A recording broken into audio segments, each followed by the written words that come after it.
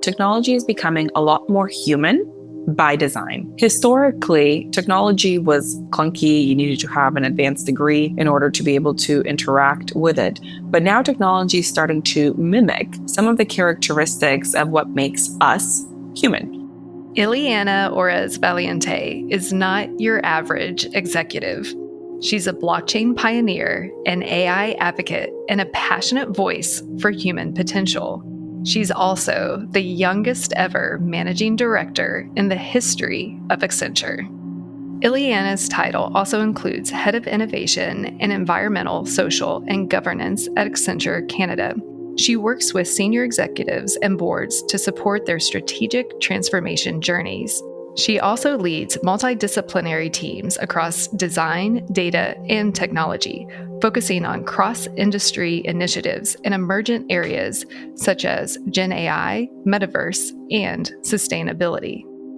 Not only is Iliana a certified Bitcoin professional, startup investor, respected board member, published author, and sought-after global public speaker, but she also has a digital twin named Laila. Iliana and I first met at South by Southwest this past March and became fast friends, especially since we both are in the Clone Club and have AI avatars. In our conversation, Iliana speaks about AI and its transformative impact on the future of work, creativity, and societal trends. She shares her vision of a human-centered future where AI augments rather than replaces human creativity, and how the democratization of powerful AI tools will raise the bar for innovation. Iliana discusses the concept of digital humans and the emergence of a multi-agent workforce in which AI assistants, like her own digital twin, will interact and collaborate with their human counterparts, including as chiefs of staff. She highlights the shift towards generalist knowledge workers and the amplified role of creative directors in an AI-powered world. Iliana also emphasizes the importance of responsible AI and the principles guiding its development at Accenture. Today, get a glimpse into the future of AI, computer vision, and the tremendous opportunities that await those who dare to navigate change head-on like Iliana. Enjoy. But have you ever thought, what if this is all just a dream? Welcome to Creativity Squared. Discover how creatives are collaborating with artificial intelligence in your inbox, on YouTube, and on your preferred podcast platform. Hi, I'm Helen Todd, your host, and I'm so excited to have you join the weekly conversations I'm having with amazing pioneers in the space. The intention of these conversations is to ignite our collective imagination at the intersection of AI and creativity to envision a world where artists thrive. Just a dream.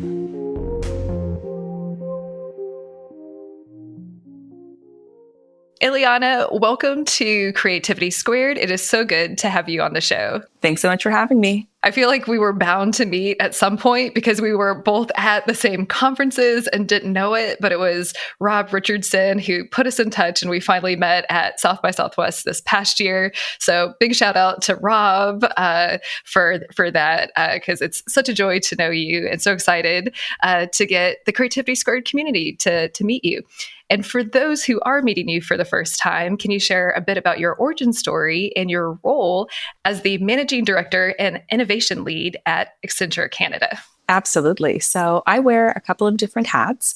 Delighted to be here today. My primary role is with Accenture, where, as you said, I'm responsible for everything that we're doing in our innovation file. And that means I work with some of our biggest corporate clients and government clients, essentially translating what's happening in the world of technology, what are the various societal trends that matter to them, and how can we help them incorporate these trends and to future-proof their businesses, as well as to play a role in building a future that humans actually want to live in. So I've been referred to as a blend between an innovation corporate executive and Brené Brown, because I spent so much of my time thinking about, humans and how humans are going to live in this new world. So in addition to that, I'm sitting on a couple of boards of directors, also bringing in that diverse perspective to the table, and spend a lot of time in the venture capital community, connecting with the startups and the entrepreneurs that are really at that bleeding edge to absorb what's happening and once again be able to translate it into all the other circles that I'm in. And if I remember correctly, you're like either the youngest or one of the youngest managing directors at Accenture Canada. Is that correct? I'm the youngest ever managing director in the history of Accenture, period. And we are a giant 700,000 person organization. That is amazing. Well, congratulations. So tell us a bit about your origin story of how you came to be in your role and the youngest managing director ever at Accenture. So I have a very varied background. I'm actually a trained chartered accountant by profession. And so I had started my career working in tax, in audit. I ended up in corporate finance, doing valuations for M&A transactions. And I realized that my favorite clients were those working in technology, because technology is ultimately what enables scale, and those companies moved the fastest. And it was through my varied background and the fact that I have this super diverse network of personal contacts that I stumbled into the rabbit hole of blockchain technology and crypto. And when I was first introduced to it, my thought was, wait a second, money that's designed for internet native transactions and money that's borderless. Well, I happen to be by origin half Russian, half Cuban, and I've traveled the world extensively. I've been living this digital nomad / citizen of the world type of lifestyle. So that to me just really was appealing. And I started to explore this new technology space, which is still very, very nascent at the time, and realized that not only did it have applicability in a financial transaction context, it also could be useful in other corporate and other industries. And so I ended up building the first ever blockchain advisory business within any of the large consulting firms. And this is dating back to, 2014, 2015. And so I had built that up for some time. We had spun some companies out. I was doing my own thing for a bit, and the Accenture team had reached out and really wanted me to join to help them grow their blockchain footprint. So I did that for a bit. I was in a global leadership role, and then I was, asked if I would take on this Canadian business of essentially building an innovation practice from scratch. And so over the course of the last 5 years, I've done just that. And now we have teams that service all of our industry clients with industry expertise, all of the emerging technology experts, and the connectivity into Accenture writ large between our R&D labs teams, our ventures teams. Accenture is fascinating because we invest to the tune of $1 billion with a B in innovation each year. The number of patents that we own, we're investing long before our clients ever get whiff that, oh, this is an area that's bubbling up, because it's part of our responsibility to ensure we're always future-proofing ourselves to then be able to support the future-proofing of our clients. I know we're going to dive a little bit deeper into some of those insights. But before we do that, since we met at South by, and something that Iliana and I have in common is that we have both cloned ourselves, and Iliana's clone, Laila, had a big activation and appearance at South by. So I don't want to steal your thunder, and we'll hand over the mic to tell us all about Laila and your clone. It sounds funny to say, and I'm still adjusting to it, but I have an AI-powered digital human twin of myself that's been built. And her name is Laila. She looks like me. She sounds like me. She's been trained on the last 5 years worth of case studies of every single project that my teams have built.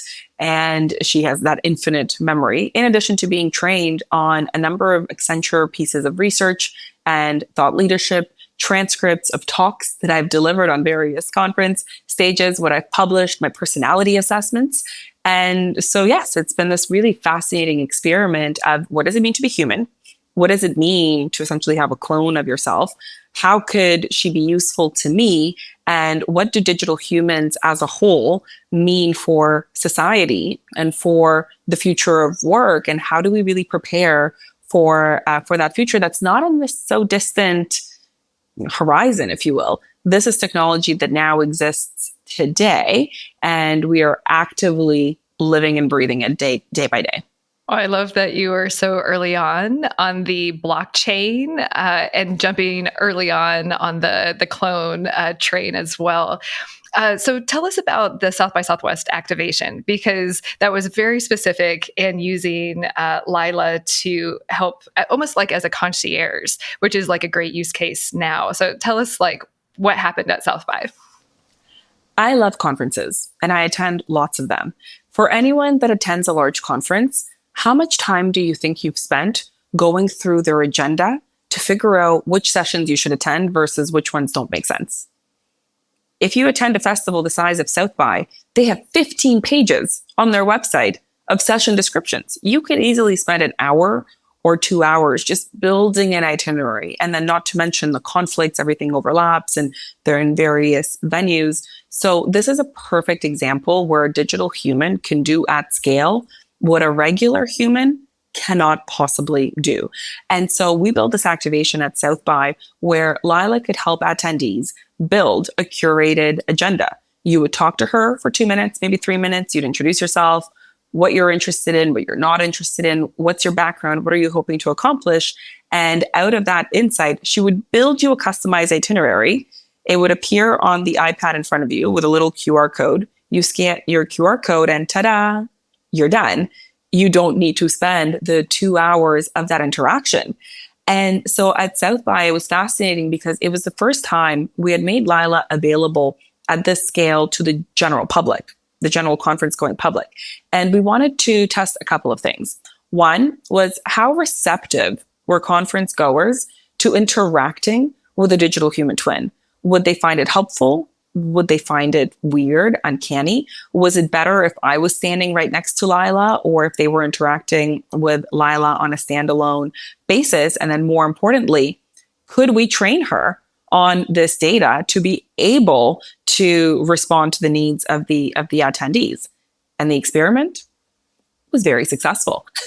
And now we're scaling this use case and are in discussions with a number of conference organizers globally, pretty much anywhere where an attendee might be spending 30 minutes or more building their itinerary.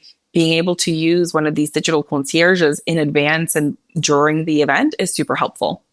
I love that. And I know in our conversations, I've mentioned, and it's not surprising to me that it was successful, because I've mentioned that Jill Schiefelbein, who's been on the show, has done research on the efficacy of clones standing in for their human counterparts. And hers was specifically hyper-realistic clones, and that they are effective in engaging audiences and retention of stuff. But yours and I clones are a little bit different. I would call mine hyper-realistic, and yours, I don't know, how would you describe the aesthetic of your clone? It's humanistic, yes, but it doesn't fall into the realm of what people often think about when they think about deepfakes. So you can very clearly tell that she's not human, nor does Laila pretend to be human. Part of the principle that we subscribe to at Accenture is this idea of responsible AI. And one of the principles is the AI must clearly identify itself as such, so that people interacting with her are aware that they're dealing with an AI and not with a human. So she looks like me because she has been designed and rendered by the same skills of someone who designs and builds video games. I've submitted all sorts of really awkward close-up photos of myself and 3D body scans, including very awkward photos of my teeth, because who knew, but apparently your teeth are what give the rest of your face structure and keep it in place. So she very much so looks like me, styled after me. But when you interact with her, you know that it's not a human. Yeah, I love that. And here in Cincinnati, we definitely are a city leading in responsible AI. So I'm a very big advocate for all things responsible and transparency, especially when you start talking about human likeness with deep fakes and all of the actors' concerns. So I'm definitely right there with you. And for everyone that just listening, we'll be sure to put video and images of Laila on the blog post. So we'll include that link in the description so you can get a feel for what Laila looks like. And it was very cool because you got to see the lifelike version on screen at South by, or I've only seen mine on, I guess, the biggest screen at the UC Digital Futures building. But how did you come up with the name? Because some people name their clones, some don't. Mine's Helen 2. Odd, because you can never have there's never going to be a better Helen 2.0 than the original. So I'm curious how you came to name yours Laila. We definitely wanted a name for her, and we wanted a name that seemed familiar enough to mine, but still distinct. So, for example, you couldn't name her Victoria because Victoria and Iliana are just, too far away from each other. And we also wanted the letters AI to appear somewhere in the name so that stylistically it would pop out at you. And so I engaged my team. This was actually a really fun little brainstorming exercise, and we created a short list of names, and Laila ended up winning out. I love that. Well, and you've talked about seeing Laila as a chief of staff. So there's what the clones can do today and where they're going. So I'd love to get your perspective because I thought that was so cool. I was like, can Helen 2.0 be my chief of staff? So I'd love to hear how you're thinking about that. The way that I'm thinking about it is that AI is best positioned to augment what a human can do.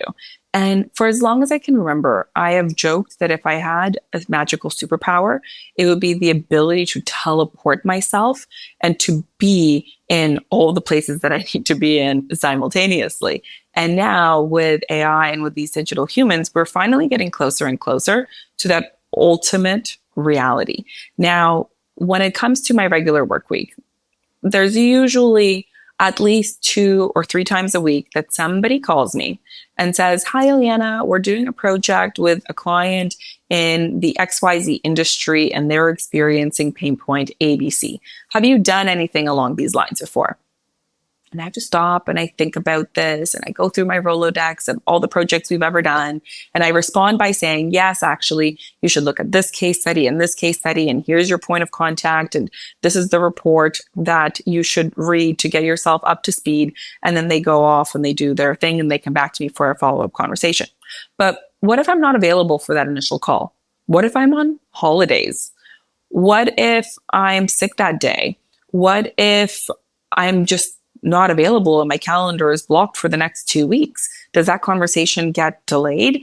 And finally, and potentially most importantly, do I want to take that phone call to repeat that conversation again if I've essentially had a variation of that discussion last week, the week before, the week after?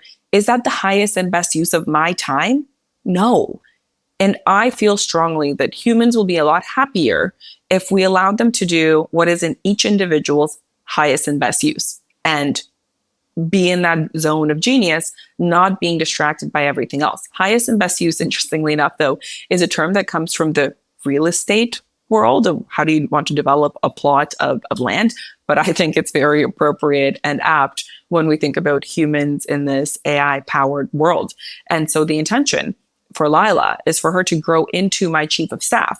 So instead of me having that preliminary discussion, it's you talk to Laila. She's been trained on all of the case studies. She has that knowledge management base. She can point you in the right directions. You can go and have your exploratory conversations with the folks that she's directing you to. And then you can book time on my calendar, the actual humans calendar. And we can dig right into the details, into the heart of the discussion, into what really matters, freeing up, call it 4 hours a week or 8 hours a week for me, that I can now use to take a team member out for a lunch, sit down with them, understand what really matters to their life, what really matters to their career, how do we coach them so that they're happy. I could use that time to meet with a client and to better understand their pain points. I could use that time back to read a research report on the latest and greatest coming out from the Accenture research and development labs, or I can go do an activity that only a human could do, a sauna, a cold plunge, a yoga class, a Pilates class, painting. The list goes on. Yeah, if my clone can help me do more time of sauna and spa activities, sign me up for sure. Oh, and one interesting thing as you describe your clone for chief of staff, it's almost more like interacting with other people. One thing that really excites me about just AI, and whether it's clones or chatbots or interactive clone / chatbots, is the term personal language models, where you not only will others interact with your corpus of data, but you can interact with your own corpus of data. And I was building a deck the other day, pulling every event that we've ever done before from a social media optimization standpoint. I was like, this would be a great use case where if my whole corpus of data from my 14 years of my social media agency was just loaded, and then I could just ask, what are all my presentations on events that we've proposed before, pull those out. So I could really see, I'm excited about interacting with my own corpus of data as like a personal person, in addition to maybe the outward facing interaction. So I'm curious, have you thought about that? Have you started playing with it in that way already too? Absolutely. One of the use cases I'm most excited about is actually related to a personal CRM system. Somebody asked me the other day, Iliana, how many people do you think you've met in the last year? And I stopped and I paused for a moment. I'm like, I don't know, maybe 1,000, maybe 1,500. And the person sitting across from me quite literally nearly fell out of their chair. They were like, you've met how many people this year? And to me, I was like, wait, is this not normal? Do other people not do this either? But I mean, with the number of dinner parties that I attend and cocktail receptions, and you get off of a conference stage and you chat to people and you exchange contact details. But inevitably, the human brain has limited processing capacity and limited storage capacity. It would be fascinating if I could in the future train Laila and do almost the download from my brain into hers that would allow me to quickly index and catalog some of the folks that I've met because, and this is a real example, I was talking to a friend of mine and she's a creative film director and she is experiencing burnout and she really needs to just go away to an artist retreat somewhere and be in a picturesque, scenic place where she can decompress and get her creative juices flowing again. And I said, I sat next to someone at a dinner and I know exactly what dinner we were at. I remember exactly where he was seated. And he was telling me that his wife owns a beautiful property somewhere in Italy and they were considering getting it renovated and specifically hosting artist retreats. And I really wish that in that moment, I could have easily found that person. So maybe if he's listening to this podcast, he can reach out to me. But inevitably, I don't know where I put that business card. And I couldn't quite remember the name to be able to find him on LinkedIn. And that specific fact isn't something I'm going to be able to easily query. But perhaps in the future, when we have our digital humans, and if I can give her a download of some of the most interesting conversations I've had, I can then extend my human memory to give myself wings. I would love that scenario in the future. I love that scenario too. And pair that with computer vision where they can help you. Because I'm really good with faces. I'm working on being better at remembering people's names. And Drew, who's helping produce the show, knows I mispronounce things all the time. I think my clone probably pronounces your name better than I pronounced your name out the gate. But if we can use computer vision to sync with LinkedIn to also help us identify people that we're meeting who we've met once, but we remember their face and not their name. So lots of exciting things. But I do want to make sure that we talk about more than just clones. But I will say, Iliana and I are so excited about being cloned. And I think the last stat that I had seen is that there's less than 1,000 known hyper-realistic clones in the world. So you're listening to two people who are at the very forefront of this, but it's just going to increase like wildfire. If you haven't seen one already, you'll start seeing them popping up. But we're in talks of starting a clone club to share experiences, best practices, and whatnot. So if you're cloned already or want to be cloned and are interested in the clone club, definitely reach out to either Iliana or I about that. But since you've got such a great pulse on what's coming in the future, especially with all the amazing $1 million of research at Accenture, and Accenture has an annual report on some of the trends, I'd love for you to share with our audience kind of what those trends are and help us all get a glimpse into the future and what's coming at this very exciting and pivotal moment in time. So the overarching theme of this year's technology vision that Accenture puts out is that technology is becoming a lot more human by design. Historically, technology was clunky. You needed to have an advanced degree in order to be able to interact with it. But now technology is starting to mimic some of the characteristics of what makes us human. And what makes us human? It's the way we think, it's the way we feel, it's the way that we communicate, it's the way that we process information, etc. And now with advance of generative AI, it's starting to mimic a lot of those aspects. You can interact with a chatbot, you can ask it questions, and it's not just giving you back information, it's giving you back advice. And so that interaction model between human interface and the data that's available on the internet, and the fact that these interfaces are changing, is pretty transformative. So that's one of the sub-trends that we're tracking closely. The other trend that we're tracking is this idea of AI agents. And so Laila is a personification, actually, of that trend. And we're showcasing that it's no longer in the realm of the theoretical. It's very much so here and available today. Now, if you take this idea of digital humans in the workforce and agents in the workforce and extend it one step forward, you end up with this idea of a multi-agent workforce. So what happens when my digital human starts to interact with Helen's clone? And if they can have a transaction between the two of them, what is the infrastructure that is required that's not built for human to human interaction or agent to human interaction, but that's built for agent to agent? And we're slowly starting to see that moving forward. Right now, we're at the stage where we're still determining what exactly is involved with AI, with humans training AI agents. So in my case, I have been training Laila on my personality traits, how I would look at certain topics. Morningstar created their own chatbot agent, Mo, to help their financial advisors better serve their end clientele. And Mo was trained by the top performers at Morningstar, right? So we're seeing an entire new category of a job being created of these humans training AIs. So that's two of the trends that we're tracking in the report. And the last trend that's really notable is this idea that our body is becoming electric.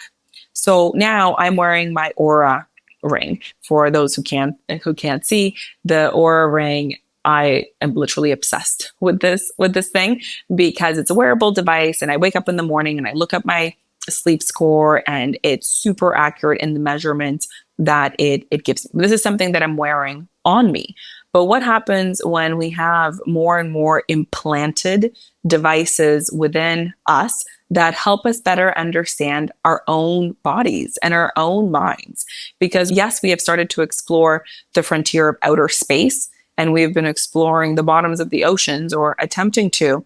There's still so much we do not know about our human bodies and how they work and how we optimize them, and even less that we know about the human brain.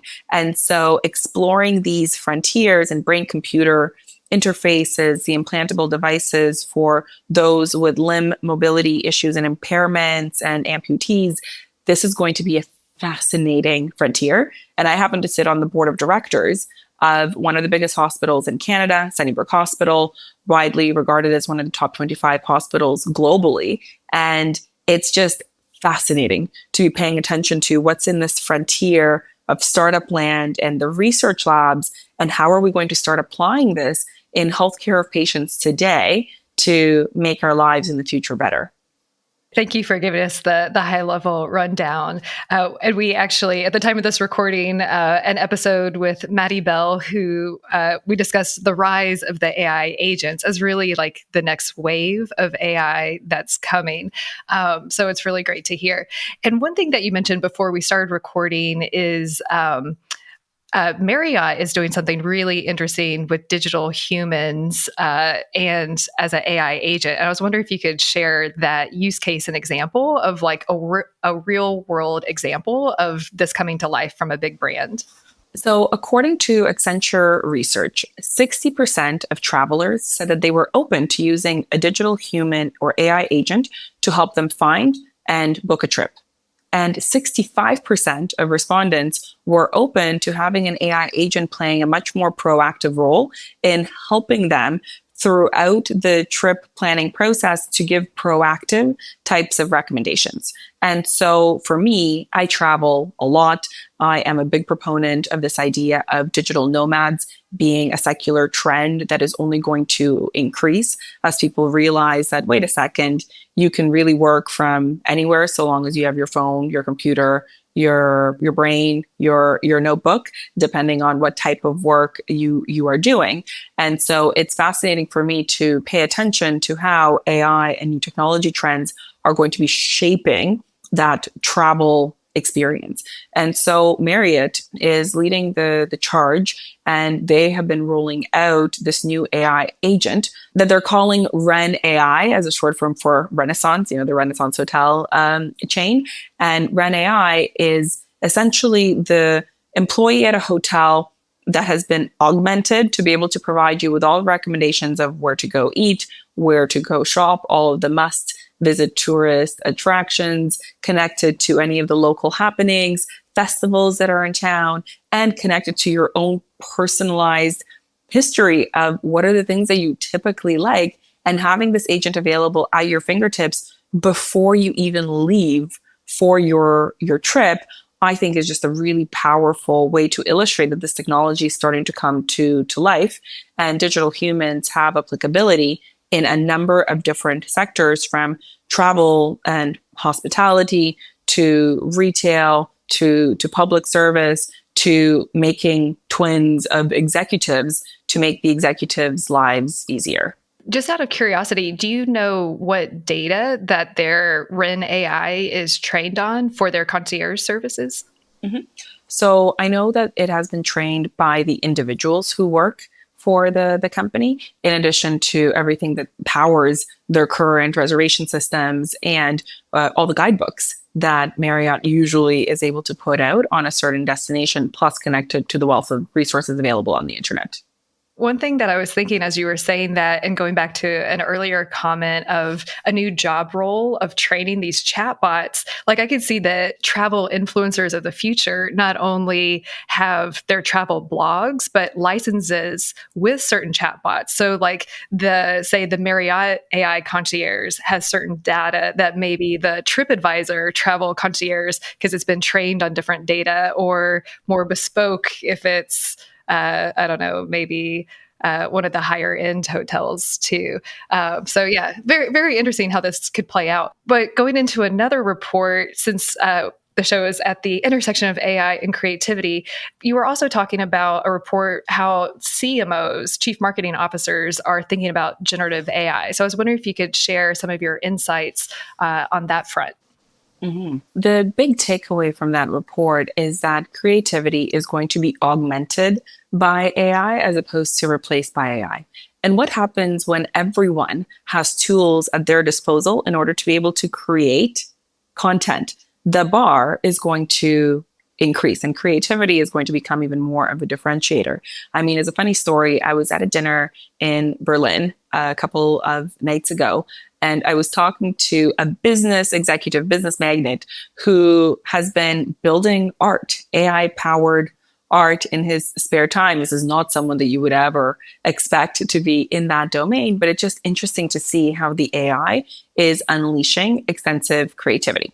So from the research, global CMOs that were surveyed suggested that in the next 3 years, they're going to be investing heavily in the use of GenAI to augment their customer service function. 61% of respondents cited that this year, which is almost double the respondents from the last research report. And the other area is marketing, with 49% of respondents, which is much higher than the last report, which was only in the 30s. So it's a great indication that executives are really rolling up their sleeves and embracing this idea that AI is there to augment their business and to operate in new frontiers. It seems like from the general sense, because people are starting to come to me for AI consulting, and I'm working with a partner to do AI readiness reports if anyone needs that. But the general sense that I get is most companies realize that they need to embrace AI, but they're not sure where to begin. So the companies or the CMOs who come to you with that, what's your initial advice of where to begin, as whether a CMO or from an executive viewpoint? Mm-hmm. So there are a couple of different approaches available. One of the approaches is to look at the work that's currently being done and to look at your workforce and look at where you are having a capacity crunch. I was talking to the head of marketing for a large organization, and we were talking off the back of one of their board meetings where this executive was saying that they just didn't have the person hours in order to be able to finish everything that was on their priority list. And my question was, well, have you started to adopt any GenAI practices? And they looked at me and they said, no, actually, we haven't. And so my recommendation was, well, if you were to look at all of the activities that are currently happening and ask the question of, is this activity something that should be done by a human, or is this an activity that could be augmented with the AI tools out there? And if it could be augmented, why not incorporate it, giving up extra time for that human to then be able to invest in other tasks that have been on your task list. So that's a very practical, pragmatic approach. But the other approach is really a strategic one, which is take 5 steps back from your business and think about what happens if someone else were to rebuild a product or service that services the needs of your customers today, but using GenAI. And is there a possibility that your entire business, as it exists today, is going to be leapfrogged in the not so distant future by an organization that doesn't have the same amount of technical legacy debt and any of the blockers for innovation today? And that's why there's been this big emphasis, and Accenture is leading the way in something that we're calling the total enterprise reinvention, which, as the name implies, is rethinking the purpose of the organization, how they exist to meet the needs of their constituents and stakeholders, and what is all of the infrastructure and the underpinnings that they need in order to really accomplish those goals, as opposed to tinkering on the edges and, optimizing for this system, implementing this new component over there, but missing the forest for the trees. I think that's great advice. And I know one thing that you've said before, and I've said on stage as well, is that we don't want anyone with their heads stuck in the sand with what's coming, because it's really the next digital transformation. So think about the first digital transformation where everything got on the web. This is just the next digital transformation on that front. Mm-hmm. On that topic, fun little soundbite. In 2014, Accenture published one of the Tech Vision reports, and the theme was every business is going to be a digital business. And in 2014, people laughed and they said, as if that's such a wonky prediction, not every business that makes sense for. Fast forward to 2024, and suddenly that prediction has come true, eerily so. I think we're on that same frontier when it comes to GenAI and some of these new tools being introduced. It's coming. And I've said this, it's like the internet wasn't a fad, social media wasn't a fad, AI is definitely not a fad. And it's actually been around for a long time and powers pretty much everything. It's just with the ChatGPT moment that's now accessible to the regular person. Mm-hmm. One of the things, like going back to the creativity angle that we were discussing before we started recording, is personalization at scale. And then also kind of like the next wave of AI, instead of going niche to more general. But I'll let you kind of explain what you mean by both of these things and why you're excited about them. Absolutely. So in the last few years, when we had the rise of app-based everything and the original shift towards digitization, there was this mantra of how do we present our customers with a personalized offer? Great. With Gen AI, you can now do that personalization at a scale that is completely unprecedented because you're able to stitch together data from multiple components and, assuming that the individual opts into it, give them a better service. And so this is very much so top of mind for CMOs. And when you think about creating ads or creating copy, you can now create really personalized, bespoke offerings that you could not do because you could not ask your marketing departments to create 50 variations for one singular campaign. Now, whereas with Gen AI, it essentially gives you wings, if I could borrow that expression from Red Bull. Now, the other thing that I'm paying close attention to is the set of skills that are required to thrive in this Gen AI world. And one trend in particular is the shift away from hyper specialty niche domain knowledge to a slightly more generalist friendly model. What I mean by that is historically you needed to have people who knew everything there was to know about one particular domain. Whereas now with Gen AI, I can easily find a lot of the facts, and it's like having a specialty advisor at my fingertips. And so we need to encourage a new breed of skills of the generalists that can hop between multiple disciplines and can stitch ideas together and say, well, if we don't need to rely on just this one niche expert, what happens when you have the marketing tools at your disposal? What happens when you can do some of that financial analysis and review thousands of investor reports? Okay, who is that creative person that's finding the intersection and saying, hey, why don't we launch this new product? Why don't we launch this new service? Why don't we ask these types of questions? So we are moving into an era of more of the generalist knowledge worker having a much more dominant role to play. There's a really cool book. It's called Range, and it just talks about that distinction of niche skills versus generalist skills. We'll find that and include that in the dedicated blog post and link to it in the episode description. Yeah, I've heard that before. I think actually Tristan Harris and Asa Raskin have said that in the AI Dilemma presentation.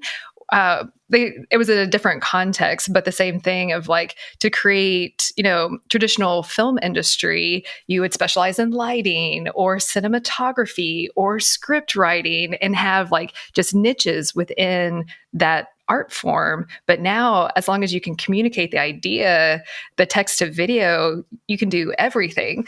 But I do think that there's a balance of subject matter expertise, because the people who do know the ins and outs of lighting, the photography, whatever it is, know how to prompt it in a way that maybe a generalist who doesn't have that deep expertise. So it's an interesting balance of the deep dive expertise and the generalist and the play between those.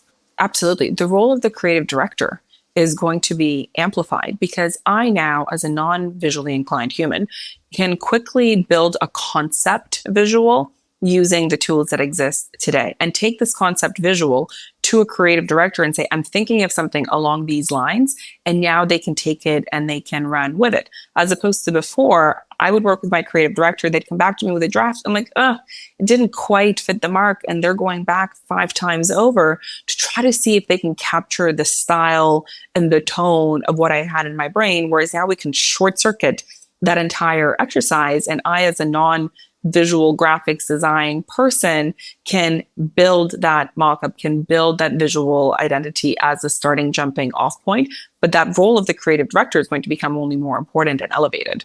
I'm going to borrow that and give you credit for it, Iliana. So thank you.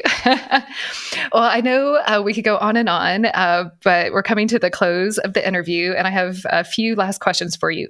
One, since you mentioned Accenture is sitting on $1 billion investments annually for research and development, what are some of the more out there things that you're working on or playing with that you can share that are kind of more on the edges of like, wow, that's really happening, or this is like sci-fi coming to life? I'd love to kind of get a glimpse into that.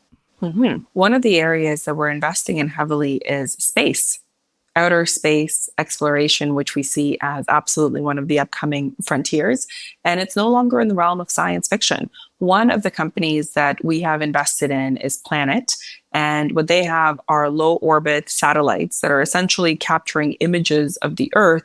And you can use that satellite powered data at the intersection of AI to make more informed decisions if you are a farmer, to have better yield of food products. So think of the applicability from a food sustainability type of standpoint. You can use that information for insurance provider use cases. So if there happens to be a flood, the ability to get the payments to the affected parties faster as opposed to relying on the site visits, or if there's a humanitarian crisis as a result of a natural event that has occurred, the ability to get aid into those regions with very strong accuracy. Those are just some of the frontiers that are starting to be commercialized in space exploration today. But we are investing and working on the space exploration technologies from multiple years out. Quantum is another area of focus for us, as are advancements in material sciences that we interact with on a daily basis. And I'll be sure to link to the report so people can do a deep dive on that. And I know I'm super excited about space because it's one of my goals to be a space tourist. And all of your travels, is that on your travel list as well? It's actually not. I think that there's so much to explore on planet Earth that we haven't had a chance to do. Plus, I like people. I am endlessly fascinated and curious by people. And until somebody could tell me that there are some really friendly aliens out there that I can go and befriend and learn from, I think that I have enough going on here. I would have put money that you would want to go to space. So that's fun. I want to make sure that we have time in the interview to talk about digital nomads and your kind of philosophy on that front, because I'm a big traveler too, and I love that you travel all around the world as well. I feel like in a lot of ways we have a very kindred spirit between conferences, futurism, travel, human-centered future. But yeah, tell me a little bit more about your approach to your digital nomad life. The future of work is changing, and suddenly people are realizing to this possibility of, wait a second, if you are working remotely from your home office in, let's say, New York City, and you're being very productive, what is the difference between working from that home office in New York City and, let's say, a home office in the south of France? And in the middle of winter, perhaps the south of France sounds a lot more compelling. And so for a certain workforce demographic that has the ability to work in a hybrid or flexible way, we are going to start seeing more and more people opting to live this lifestyle that often goes underneath the label of the digital nomad. Even though the label itself sometimes is diminutive and people have this image of, oh, a 22-year-old sitting on a beach in Thailand as a freelance copy editor earning $15,000 per year, the research now suggests that folks are much more likely to become digital nomads when they're in their 30s, in their 40s, and they are six-figure earners. So that completely bucks the contrary, that is completely contrary to the current popular narrative out in the market. So that's a trend that I'm paying very close attention to. And I've actually been building a community of global citizen types, professionals who are coming to the realization that perhaps there isn't one city in the world that meets their needs 365 days of the year, and that they would be interested in having a couple of home bases. But right now, it's challenging enough to move countries once or twice. It's a whole other story if you're living in two countries simultaneously. And that's one of the obstacles that I'm really excited to try to solve for in the future. And if I'm not mistaken, you also are writing a book related to this too. So I'd love for you to share about that to our viewers and listeners as well. So I'm writing a book on the topic of the potted plant theory. It's a new personality preferences theory that I've been developing over the course of the last couple of years.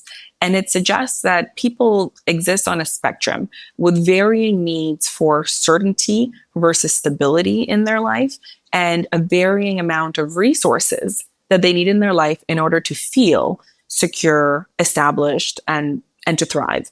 And I've drawn inspiration from nature and from forestry as an example. So imagine a sequoia tree. They're giant, they're wide, they have these extensive roots. They're beautiful, majestic plants that have been in place for hundreds of years. And that tree thrives in certainty and stability. In fact, if you wanted to move that tree, you couldn't. The tree defies transplantation. But on the flip side of the spectrum, you have an air plant. An air plant, by definition, is much smaller. You've seen them if you've walked into a plant shop, and they're hanging from the ceiling in a little rope on a little glass jar, and they don't have traditional roots to speak of.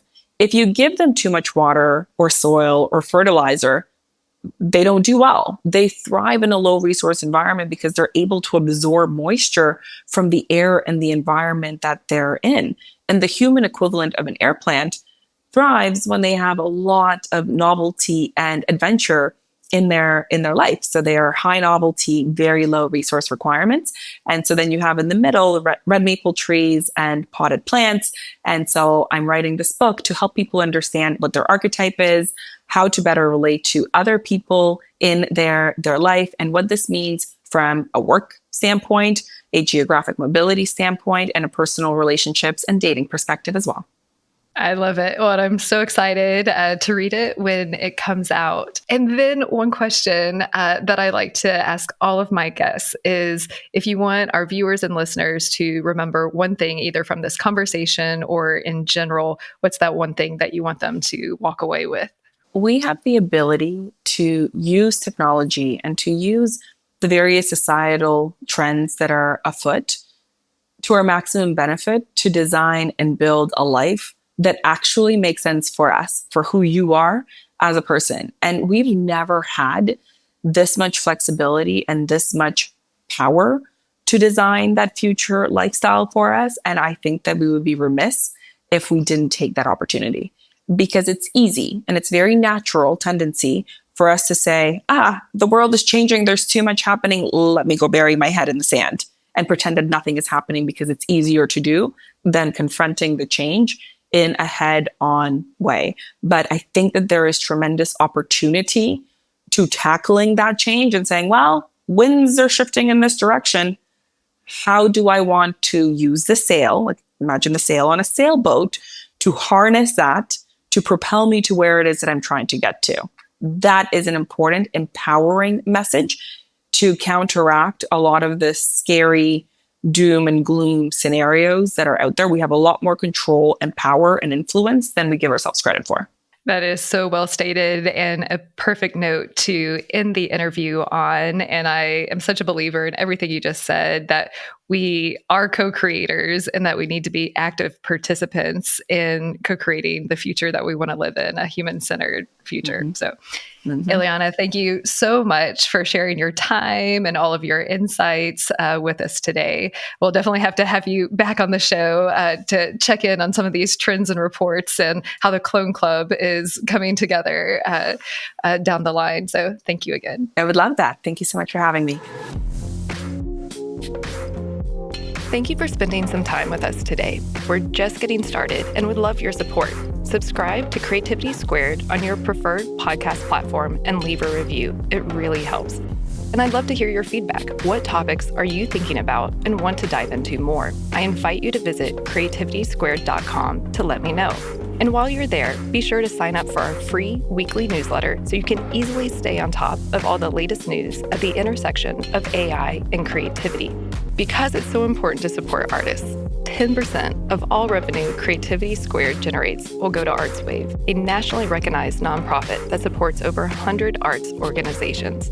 Become a premium newsletter subscriber or leave a tip on the website to support this project and ArtsWave. And premium newsletter subscribers will receive NFTs of episode cover art and more extras to say thank you for helping bring my dream to life. And a big, big thank you to everyone who's offered their time, energy, and encouragement and support so far. I really appreciate it from the bottom of my heart. This show is produced and made possible by the team at Play Audio Agency. Until next week, keep creating.